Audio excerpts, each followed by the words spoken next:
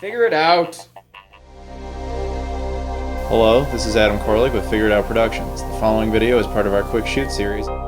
Hey guys, welcome to Playload. This is all my video game pickups for the month of February 2014. And let's just get started with what you guys have already seen.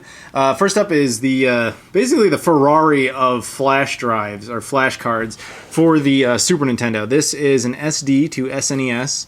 Like I said, I did a whole video on this, so I'm not going to go into too much detail. But the short version is, this is a cartridge that lets you play every version, or like every game for the Super Nintendo ever, all in one cartridge, and you keep the games on an SD card like this. I picked this up at retrotowers.co.uk. You can go over there and check it out and see if you want to pick anything up. I can save you 5% off your order if you use my name as a coupon code, AdamK. I'll display it right there. You can go ahead and save 5% on anything you like. This is actually a really cool pickup though, and the short reason is because in theory, and this thing is upgradable, so in theory this one is the only one that will ever be able to play every game ever released for the console, which is really nice, as opposed to most flash cards for the Super Nintendo, which can't do that. But yeah, like I said, did a whole video on that, so you can check that out. Now, some of you might know, based on a video I did recently, I went up to Canada, specifically the Toronto area, which I do that every year. And while I was up there, I got a message from a guy named Mark, and he basically was like, hey, if you want to meet up, if you're still in Toronto, meet up with me, I got something for you. I was like, okay. And I went and met up with him where he worked. And sure enough, he's there, and he's got this box, and he opens it up. Inside, he's got Surf Rocket Racer for the Sega Dreamcast. This is a white label, released only to like magazines and promotions in Europe. I don't know exactly how he had it, but yeah, he just said, you know what, here, take it. And he also threw in a Famicom game. This is Final Fantasy III, which I labeled there in my terrible childlike handwriting. And for, of course, the Famicom, which you guys hopefully saw the video of. Now, the Famicom is something, if you guys, for years, if you've been following me for any length of time, I've been talking about this for years, but how I want to get a Famicom. I've never been able to get my hands on one. I've only seen them a couple of times in person, and they were never for sale. If you're unfamiliar, the Famicom is basically, despite how weird it looks comparatively, this is the original NES, the original Nintendo Entertainment System. It just looks completely different. Now, the reasons for that are basically that they figured this thing wouldn't sell in the US, given its the fact that video games were basically dead at the time, so they had to market the NES very differently. So anyway, so I got this thing from Mark, and once again I want to say a huge shout out to Mark. That's just so amazing of you to hook me up with a Famicom. I've wanted one of these for so long. It's in really good shape. I cleaned it up a little bit, got some dust off of, just a basic surface cleaning really. And it's a little bit yellowed, so this summer when the weather is nicer, I'm going to do some retro brighting and really bring this thing's full color back out. It's going to look so good when it's done. And yeah, I'm really happy to finally have a Famicom. You have no idea, I've wanted one of these for so long. So again, huge shout out to Mark. Thank you so much for that. Also, while I was up in Canada, I went to Toy Rat, which is basically the best video game store on the planet. Or at least the ones that I've been to. And while I was up there, I picked up just a few assortment of games, and I got one very special item, which I will show you at the end of this video. Please don't skip ahead. Please just be patient. Anyway, so the first game I picked up was Brutal Legend. This is supposed to be a really awesome game, and I haven't played it personally, but everyone I know seems to recommend it, and it's really cheap now. Like $5, in most places is like a lot of money for this game. So I would highly recommend picking it up if you can, just because it's got so much good press behind it, and yet didn't do very well. So if you can, you probably should pick that up. I also picked up Puyo Puyo for the Mega Drive. Believe it or not, this is my first Mega Drive game ever. Mega Drive is, well, this is a Japanese Mega Drive. To Americans, we know it as the Sega Genesis. In Japan and Europe, it was known as the Mega Drive.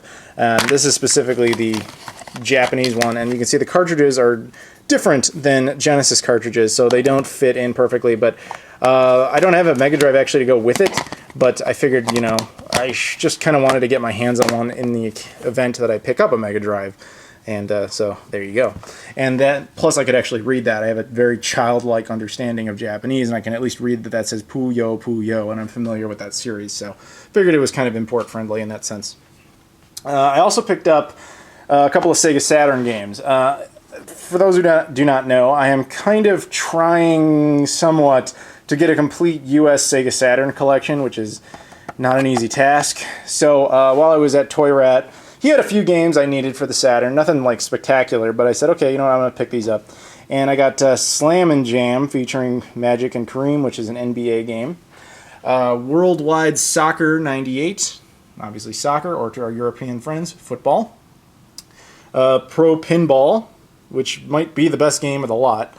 And FIFA 97. Like I said, nothing spectacular as far as Saturn games go, but they're all complete Saturn games that I didn't have, so, you know, what the hell.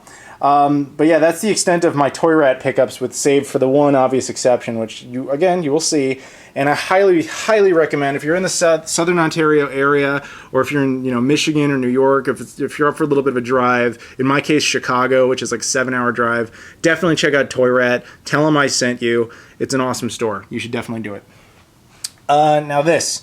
Steep Slope Sliders for the Sega Saturn. This is, technically, I didn't get this month. This was actually a mistake that I made.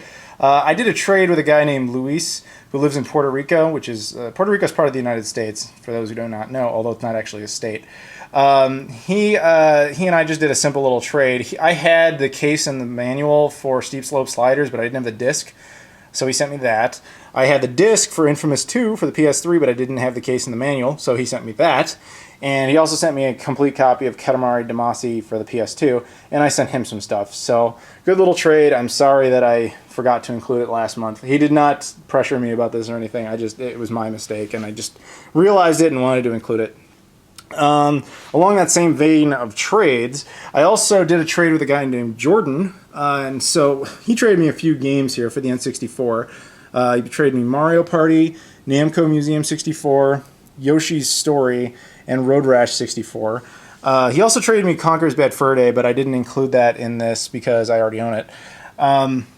The thing that's interesting about these games, well, specifically Mario Party, is when I was testing them to make sure everything was fine, the only one I couldn't get to run was Mario Party. And I realized eventually the reason that was because my Nintendo 64 DD was attached. And I was like, well, what the hell? Why is that making it not work? And I told that to Jordan after I eventually figured out how to get the game to run without it attached. And he actually went ahead and did some research, and he found out that the US copy doesn't work with the 64DD because apparently it has some code in it left over for the 64DD, because apparently Nintendo was planning, like, their first release for the 64DD in the US was going to be some sort of extension or add-on type of game for Mario Party. So it's actually actively looking for that if it detects the 64DD. But since that game doesn't even exist, it can't look for the actual game. Interestingly, the European version of the game does not do this, and very interestingly, the Japanese version of the game, where the DD64 actually came out, doesn't do this either. So that's kind of unique. We have some idea now, because of this game and the fact that that happens, that this was likely the first game, or at least the add-on was likely going to be one of the first games that came out in the US, had the 64DD ever come out here. Now on to a new South Park game that everyone's really excited about. You guys know what I'm talking about. That's right, South Park for the PS1. Obviously, this is not the game that you guys are excited about, and neither am I. This is actually a very terrible South Park game that is also on the N64 that I picked up on the N64 when it came out. I remember being really excited about it and being like, oh yeah, this is going to be great, and everybody was excited. And it was a really hard game to find. Like, everyone was just, I remember stores were sold out of it everywhere. You call everyone, they're like, nope, we don't have it. And eventually we all kind of got our hands on it. We all had the same kind of, oh, okay, that sucked kind of moment. It was just a bad game. And then eventually they ported it to the PS1. And, yeah, I don't know. It was a Goodwill rescue, in all honesty. This was like $1 at a Goodwill. And as are the next few games I'm about to show you. Nothing really special about it. Like I said, just a Goodwill rescue. I got Splinter Cell, Pandora Tomorrow for the Xbox.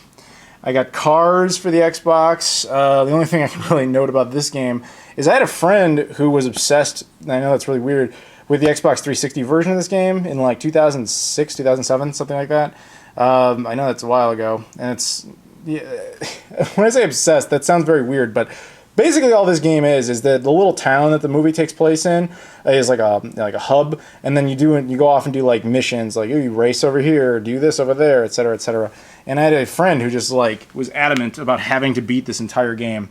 I don't know why, but yeah. So anyway, this game, another Goodwill pickup, as was obviously Splinter Cell.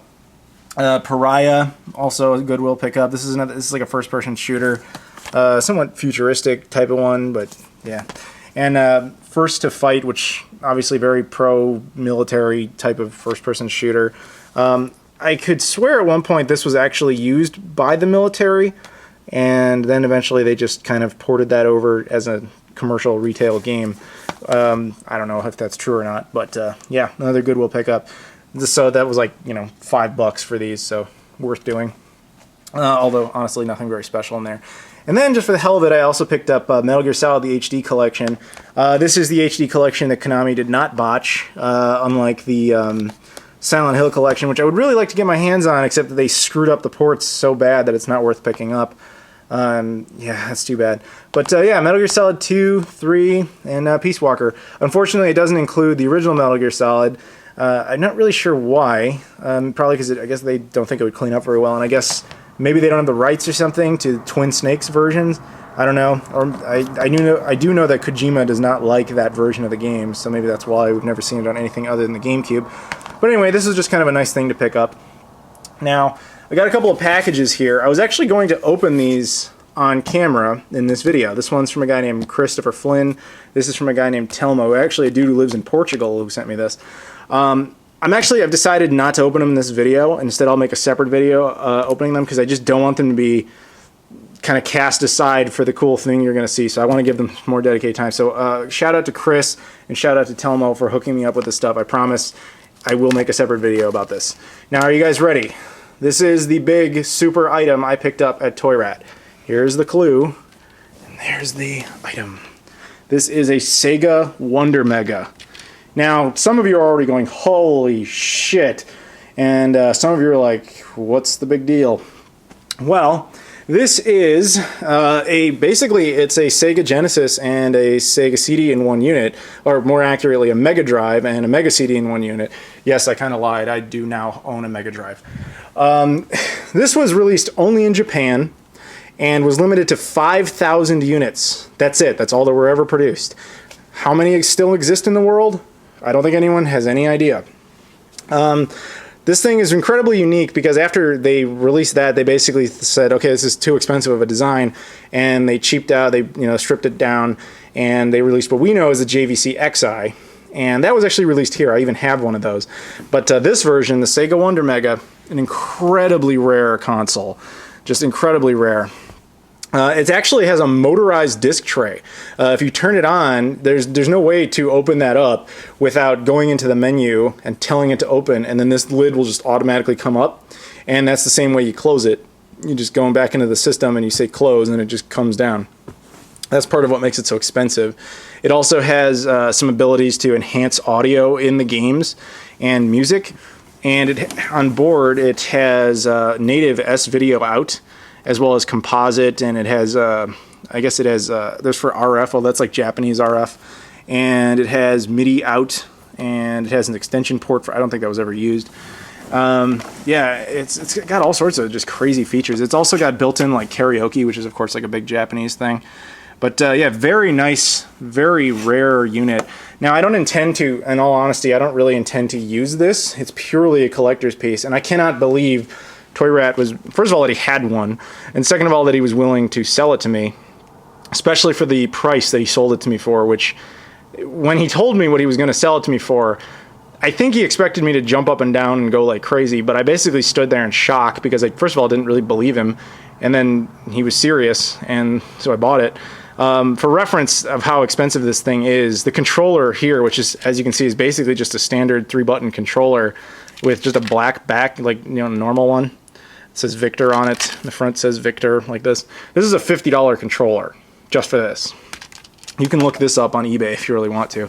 But I'll tell you right now, I didn't pay anywhere near that. Toy Rat is just that awesome. I'm still in shock that I have one of these things now because they're exceedingly rare. Like I can't imagine there's more than a handful of these in North America.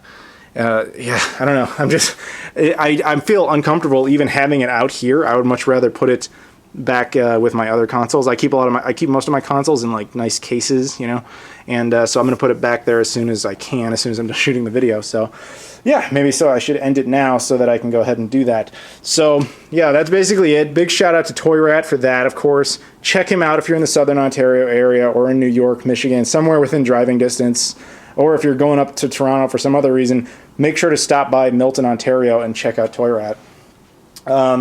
Big shout out, of course, to Telmo and Christopher for these items, which I have not opened yet. I'm not even totally sure where they are, although I do remember what this is from what he told me.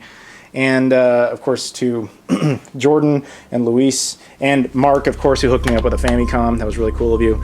So there you go, guys. Make sure to check out Toy Rat if you can. Check out retrotowers.co.uk. And thank you very much for watching, and I'll see you all later.